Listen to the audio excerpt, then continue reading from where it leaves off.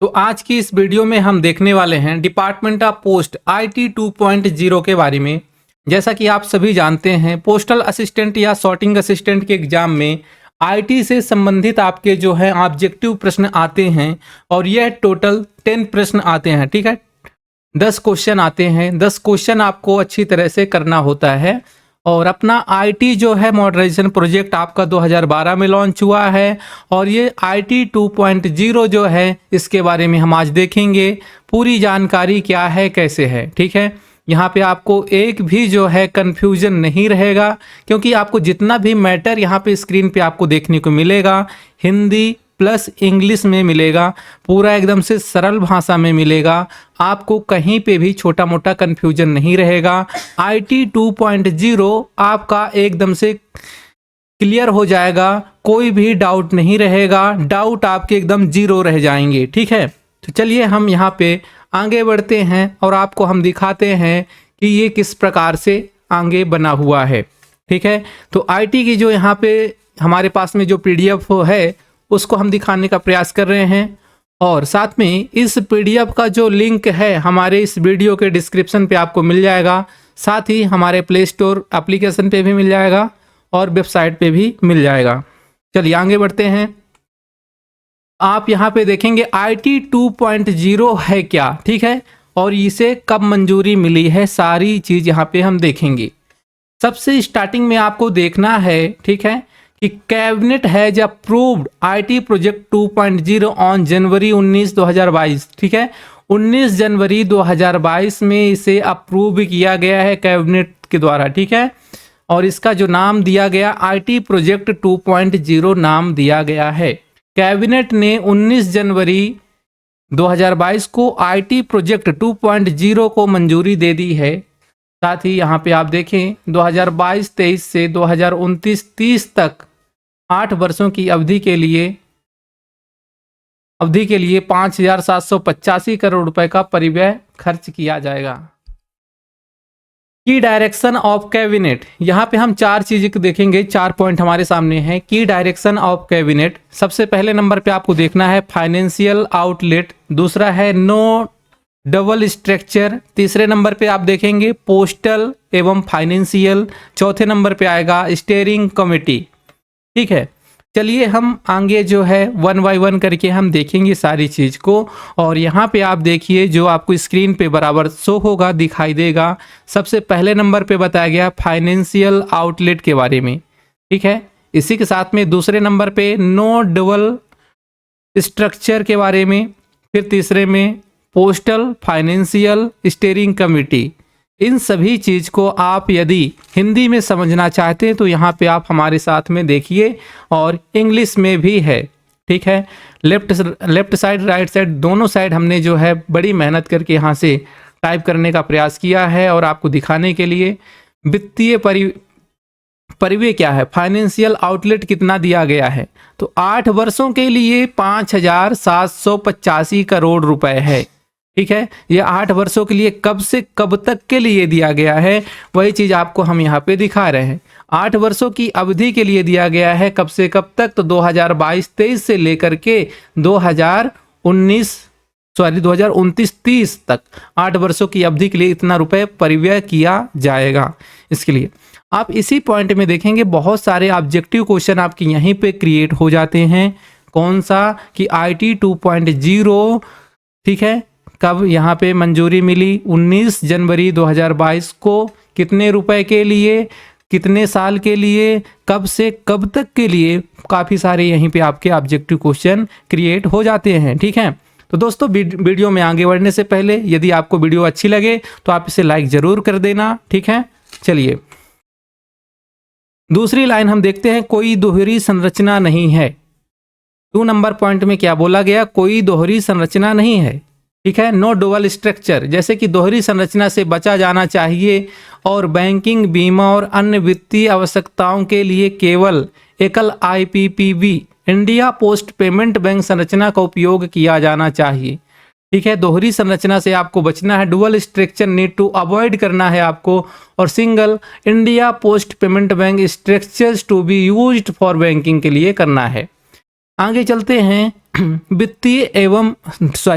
डाक एवं वित्तीय से संबंधित मुख्य डाक संचालन डीओपी के अधिकार क्षेत्र में होना चाहिए। ठीक है, डाक और वित्तीय संबंधित में आप देखेंगे मुख्य डाक संचालन जो है, ठीक है, क्या होगा, डीओपी के अधिकार क्षेत्र में होना चाहिए और शेष संचालन को इंडिया पोस्ट पेमेंट बैंक के साथ विलय कर दिया जाना चाहिए ताकि ग्राहक को अधिक एकीकृत समावेशी वित्तीय और अन्य सेवाएं प्रदान की जा सकें। अगला हमारा है स्टीयरिंग कमेटी जो है संचालन समिति के बारे में आप देखेंगे तो यहाँ पे क्या लिखा गया है कि परियोजना के वित्तीय और भौतिक मापदंडों को संशोधित करने के लिए अधिकृत है जिससे दायरे में कोई बड़ा बदलाव ना हो। ठीक है, तो आपको ये की डायरेक्शन ऑफ कैबिनेट आपको पता रहना चाहिए। चलिए आगे बढ़ते हैं, अगले लाइन पे हम कुछ चीजें और देखेंगे। यहाँ पे आपको देखना है, ठीक है, ट्रांजिशन डिसीजन में आप देखेंगे, ठीक है, decision made by the steering committee ने यहाँ पे डिसीजन लिया है ऑफ, ठीक है, यहाँ पे जो आपका 1.2 है इसके तहत to transfer the contract management to IPPB for the following. India post payment bank को पूरा ट्रांसफर किया जाएगा, पूरा मैनेजमेंट का काम कौन कौन सा, जैसे कि आप स्टार्टिंग में यहाँ पे देखेंगे डाटा सेंटर का काम पूरा चला जाएगा, नेटवर्क का काम चला जाएगा और इसके साथ ही बैंकिंग एंड इंश्योरेंस का काम भी चला जाएगा। आगे देखते हैं, यहाँ पे आप देखेंगे India post payment bank tracks पे आप देखेंगे जो कैबिनेट से अप्रूवल मिला हुआ है तो क्या क्या काम संभालने के लिए मिला है। इंडिया पोस्ट पेमेंट बैंक यहाँ पे काम संभालेगा, बैंकिंग इंश्योरेंस को देखेगा, इसके साथ ही रूरल हार्डवेयर डिवाइस, आप देखे होंगे जो ग्रामीण डाक सेवक या GDS BPM जो भी हैं उनको मोबाइल फ़ोन प्राप्त हो गया है। ठीक है, पहले RICT थी, उसके जगह में अब जो भी चीज़ें हैं तो इंडिया पोस्ट पेमेंट बैंक कराएगा और इसी के साथ में IT infra fraud risk management ये सारी चीज़ भी इंडिया पोस्ट पेमेंट बैंक यहाँ पे मैनेज करेगा। ठीक है, उसी चीज़ को हमने इस अलग से स्लाइड में भी दिखाने का प्रयास किया है। चलिए आगे देखते हैं, हमारा जो DOP ट्रैक्स है इसमें हम कौन कौन सी चीज़ें को देखेंगे। DOP ट्रैक्स में आपको देखना है postal and point of sale, ठीक है, अकाउंटिंग और back office, field network and postal hardware, ये सारी चीज को कौन संभालने वाला है, कैबिनेट अप्रूवल के साथ यहाँ पे देखेंगे DOP टैक्स के अंतर्गत ये चीजें यहाँ पे मैनेज होंगी। अभी तो इस पे बहुत सारी चीजें हैं, हम सभी चीजों पे बात करेंगे। चलिए आगे बढ़ते हैं, यहाँ पे स्टीयरिंग कमेटी के बारे में आप थोड़ा सा देखेंगे जो इसका गवर्नेंस है किस प्रकार से काम कर रहा है। तो यहाँ पे आप स्टीयरिंग कमेटी यहाँ पे ऊपर में आ गई, प्रोजेक्ट इवैल्यूएशन कमेटी यहाँ पे बनती है, टेक्नोलॉजी एडवाइजरी ग्रुप यहाँ पे बनता है, ठीक है, टेक्नोलॉजी डिवीजन है, इंडिया पोस्ट पेमेंट बैंक आपका, SDP है, CPT है, प्रोजेक्ट मैनेजमेंट कमेटी है। ठीक है, ये शॉर्ट फॉर्म में भी यहाँ पे पूछा जा सकता है। प्रोजेक्ट मैनेजमेंट कमेटी का मतलब होगा PMC, ठीक है, याद रखेंगे, प्री मैच्योर क्लोजर यहाँ पे याद नहीं करना है। India post payment bank solution delivery patterns, ठीक है। चलिए आगे और चीजें देखेंगे। अब हमारे सामने सबसे पहला आता है प्रोजेक्ट स्टीयरिंग कमेटी, ठीक है, प्रोजेक्ट स्टीयरिंग कमेटी आपके सामने है। यहाँ पे आपको कुछ चीजें जो हैं देख लेना है। चलिए हम इसको हिंदी और इंग्लिश में आपको दिखाने का प्रयास करते हैं ताकि आप बहुत ही आसानी से इसे समझ सकें। प्रोजेक्ट स्टीयरिंग कमेटी का मतलब होता है परियोजना संचालन समिति। पहले पॉइंट में जो दिया गया है यहाँ आप देखेंगे फर्स्ट लाइन पे क्या है, DOP IT 2.0 के तहत सभी परियोजनाओं को मंजूरी देना, ठीक है, जिसमें कुल अनुबंध लागत शामिल है।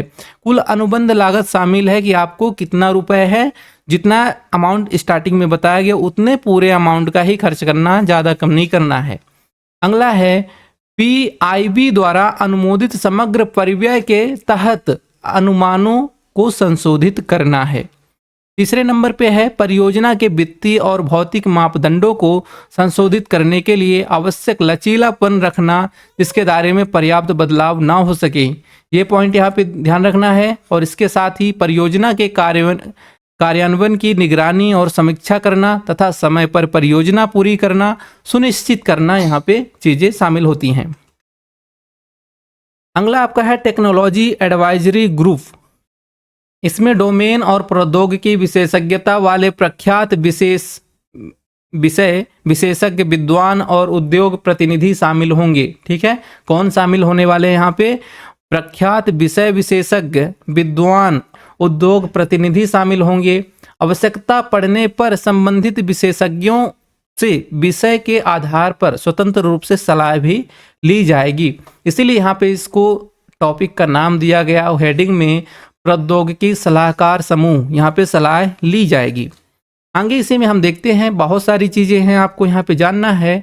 यह artificial intelligence, machine learning, cloud computing, ठीक है, network optimisation, solution architecture, design, validation, startup सहयोग, नई प्रौद्योगिकी प्रेरण और उद्योग और अंतर्राष्ट्रीय सहयोग जैसे संबंधित क्षेत्रों के तकनीकी मामलों पर डीओपी को सलाह देने का काम करेगा। ठीक है, ये सारी चीज़ें आपको ध्यान रखना है क्योंकि जरूरी है। आगे बढ़ते हैं, इसके तीसरे नंबर के पॉइंट में हम देखेंगे, समूह को आवश्यकता के आधार पर गतिशील रूप से विस्तारित अनुबंधित किया जाएगा। और आगे क्या देखना है, समूह का गठन सचिव डाक, समूह का जो गठन होगा सचिव डाक द्वारा किया जाएगा। किसके द्वारा किया जाएगा? ग्रुप सेल्वी नहीं, समूह का गठन सचिव डाक के द्वारा किया जाएगा। संचालन समिति के सदस्य भी टीएजी का हिस्सा हो सकते हैं। टीएजी का मतलब क्या हो गया? यहाँ पे टीएजी आ गया आपका। टीएजी आपका वही है जो हेडिंग लिखी है। ठीक है, टेक्नोलॉजी एडवाइजरी ग्रुप, कंफ्यूज नहीं होना है आपको। टीएजी मतलब आपका हेडिंग है। आगे चलेंगे, हम यहाँ पे देखेंगे project evaluation committee. Project evaluation committee में भी बहुत सारी चीज़ें यहाँ पे शामिल होती हैं। चलिए उनको भी हम कवर करते हैं, जो चीज़ें यहाँ पे दी गई हैं। 5-6 पॉइंट यहाँ पे भी दिया गया है। परियोजना मूल्यांकन समिति, कमेटी का मतलब समिति होता है, इवैल्यूएशन का मतलब मूल्यांकन करना। प्रोजेक्ट तो परियोजना है ही। कार्यक्रम के लक्ष्यों, कार्यान्वयन, ठीक, रोड मैप और प्रमुख प्रदर्शन संकेतों को पूरा करने के लिए जिम्मेदार होगा। कौन जिम्मेदार होगा? यहाँ पे प्रोजेक्ट वैल्यूएशन कमेटी जो है ये रहेगी। अगला है इसी में 2 नंबर में, विवादों का प्रबंध करेगा। जो कुछ भी विवाद होने वाले हैं या होंगे तो इसका भी प्रबंध यहाँ पे कमेटी करेगी और उनका समाधान करेगा। प्रौद्योगिकी प्रभाग द्वारा प्रस्तावित किए जाने पर अनुबंधों, दायरों का परिवर्तन, अनुरोध, विचलन को मंजूरी देगा। ठीक है, इसी की हम अगली जो पॉइंट है उन पे भी अगर हम देखें तो तीसरे नंबर पे बताया गया, सभी डिलीवरेबल्स की जांच करेगा और इंडिया पोस्ट पेमेंट बैंक आदि को धन के भुगतान जारी करने को अधिकृत करेगा, एथोराइज करेगा। चौथे नंबर में क्या बोला गया, इसकी अध्यक्षता सचिव डाक करेंगे। प्रोजेक्ट वैल्यूएशन कमेटी की जो है तो इसकी अध्यक्षता कौन करने वाले हैं? सचिव डाक करेंगे। सदस्य प्रौद्योगिकी, ठीक है, पीएमसी, एएसएफ के संबंधित अध्यक्ष क्षेत्र में प्रतिनिधि, सीपीएमजी, पीएमजी सदस्य के रूप में और डीडीजी प्रौद्योगिकी संयोजक के रूप में होंगे। अगला इसी में 5वें नंबर पे दिया गया है, पीआईबी संबंधित समितियां India post payment bank, NIC आदि को आमंत्रित करेगा जिनके समाधानों की समीक्षा की जा रही है। तो ये सारी चीज़ें आप देखेंगे जो भी यहाँ पे आती हैं, परियोजना मूल्यांकन समिति, प्रोजेक्ट एवैल्यूएशन कमेटी के अंतर्गत आती हैं। आगे हम देखेंगे प्रोजेक्ट मैनेजमेंट कमेटी में हमारा कौन कौन सी चीज़ें यहाँ पे कवर हो रही हैं। प्रोजेक्ट मैनेजमेंट कमेटी के अंतर्गत आप देखें अगर परियोजना प्रबंध समितियां जो यहाँ पे बनी हुई हैं, इसके अंतर्गत project management committee shall be responsible for business requirement. तो यहाँ पे पीएमसी, डीओपी और इंडिया पोस्ट पेमेंट बैंक दोनों ट्रैक के लिए व्यावसायिक आवश्यकताओं, एसआरएस, यूआईटी प्रशिक्षण और गोलिंग प्रबंध के लिए जिम्मेदार होगा। यहाँ पे कौन होने वाला है? पीएमसी जो है ये जिम्मेदार होगा दोनों के लिए, डीओपी के लिए भी और इंडिया पोस्ट पेमेंट बैंक दोनों ट्रैक के लिए होगा, जिम्मेदार होने वाला है। इसके साथ ही हम आगे देखेंगे डीओपी ट्रैक के लिए पीएमसी, इसके अतिरिक्त EOI, RFPS, SLA या फिर MSA भी तैयार करेगा और विक्रेता उत्पाद प्रौद्योगिकी का चयन करेगा। अगला है PMC जो है प्रोजेक्ट मैनेजमेंट कमेटी ट्रैक का पूर्ण स्वामी होगा और एप्लीकेशन के रोल आउट, संचालन और प्रबंध को सुनिश्चित करेगा और आवश्यक परिवर्तन भी यहाँ पे करना होगा। चलिए अगले पॉइंट में हम देखते हैं, इस पे भी काफ़ी सारी जो है पॉइंट बताई गई हैं। तो हमारा अगला पॉइंट यहाँ पे 4 नंबर का जो आ जाता है, प्रोजेक्ट मैनेजमेंट कमेटी O&M चरण के लिए जिम्मेदार होगा। ठीक है, O&M फेज के लिए जो है ये जिम्मेदार होगा। PMC के पास SLA और डाउन टाइम के लिए CEPT में एक प्रभावी निगरानी टीम होगी। CPT तो आप अच्छी तरह से जानते हैं, वहाँ पे एक बहुत ही अच्छी जो है डाउन टाइम के लिए CPT में एक प्रभावी निगरानी टीम होगी। अगला हम देखते हैं 5वें नंबर में क्या है, PMC प्रौद्योगिकी प्रभाग के परामर्श से आवश्यक नई आवश्यकताओं और परिवर्तन का आकलन और अनुमोदन करना है। 6वें नंबर पे दिया गया जो इस पे लास्ट है, कार्यात्मक प्रभाग प्रमुख संबंधित IFA ट्रैक के अन्य कार्यात्मक प्रमुख फील्ड से PMG, TPS और GM CEPT के साथ संबंधित समिति की अध्यक्षता करेंगे। निदेशक तकनीकी ADG तकनीकी सदस्य संयोजक होंगे। यहाँ पे प्रोजेक्ट मैनेजमेंट कमेटी में आपने यहाँ पे इतनी सारी चीज़ें देखी हैं। चलिए अब हम नए प्रोजेक्ट की ओर आगे बढ़ते हैं। यहाँ पे आपको देखना है centre for excellence in postal technology, जिसको आप बहुत ही अच्छी तरह से जानते हैं, CEPT शॉर्ट फॉर्म में आप कहते हैं। इसमें कौन कौन सी चीज़ें शामिल होने वाली हैं, क्या चीज़ें आने वाली हैं, देखिए यहाँ पे हिंदी में आपको स्पष्ट रूप से देखना है। कार्य का दायरा जो है EOI, RFPS, बोली मूल्यांकन और मास्टर सेवा समझौते की तैयारी में PMC की सहायता करना। इसके साथ ही क्षेत्र में समाधान का रोल आउट, किसी भी समाधान का फील्ड परीक्षण, UAT पायलट परीक्षण और परिनियोजन परीक्षण, स्वीकृति समाधानों के कार्यान्वयन को सुनिश्चित करना। तीसरे पॉइंट में है आउटपुट संक्रमण परिचालन और विषय वस्तु समर्थन में इंडिया पोस्ट पेमेंट बैंक के साथ समन्वयन। अगला है दस्तावेजीकरण मानक संचालन प्रक्रिया SOP। अगला है डिलीवरेबल्स एवं SLA की निगरानी, संचालन और प्रबंधन सहायता। ये सारी चीज़ें किसके अंतर्गत यहाँ पे आ रही हैं, तो आ रही हैं CEPT के पास। अभी इसके आगे भी और सारी चीज़ें हैं, चलिए हम उनको भी दिखाते हैं। आगे चलते हैं, management of India post payment bank tracks. ठीक है, आपने थोड़ा सा देखा था स्टार्टिंग में, लेकिन यहाँ पे कुछ चीज़ें आपको विस्तार से देखना है, जैसा कि यहाँ पे आपको दिखाया गया है। Management of India post payment bank tracks के अंतर्गत क्या क्या चीज़ें हैं। पहले पॉइंट में देखना है, कार्यक्रम के तहत कार्यात्मक आवश्यकताओं की PMC द्वारा तैयार किया जाएगा। ठीक है, प्रोजेक्ट मैनेजमेंट कमेटी के द्वारा तैयार किया जाएगा। तकनीकी वस्तुकला तकनीकी सलाहकार समूह और इंडिया पोस्ट पेमेंट बैंक, ठीक है, प्रौद्योगिकी टीम के परामर्श और प्रौद्योगिकी प्रभाग द्वारा तैयार की जाएगी। आवश्यकता अनुसार जैसा भी हो सकता है। ठीक है, एज रिक्वायर्ड। दूसरे नंबर में है कार्यात्मक और तकनीकी आवश्यकताओं पर संचालन समिति की स्वीकृति होगी। इसके बाद India post payment bank RFP और बोली प्रक्रिया प्रबंध करेगा। तीसरे पॉइंट में दिया गया है समाधान भागीदार चयन के बाद इंडिया पोस्ट पेमेंट बैंक संचालन समिति की स्वीकृति के बाद प्रत्येक ट्रैक के लिए DOP के साथ समझौते ज्ञापन में प्रवेश करेगा और भूमिकाएं जिम्मेदारियां, ठीक है, SLA भुगतान, रिलीज की शर्तें, अग्रिम भुगतान और मील के पत्थर, ठीक है, निर्धारित करेगा। जो भी चीज़ें हैं यहाँ पे सारी चीज़ें management of India post payment bank track के अंतर्गत आती हैं। अभी हमको इसके आगे भी देखना है। ठीक है, management of India post payment bank tracks में कुछ चीज़ें और हैं, जैसा कि यहाँ पे आपको ये देखना है। संचालन समिति द्वारा समझौते ज्ञापन को मंजूरी दिए जाने के बाद परियोजना मूल्यांकन समिति को वितरण योग्य मील के पत्थरों की निगरानी निधि जारी करने और परियोजना की निगरानी करने के लिए अधिकृत किया जा सकता है, किया जाएगा।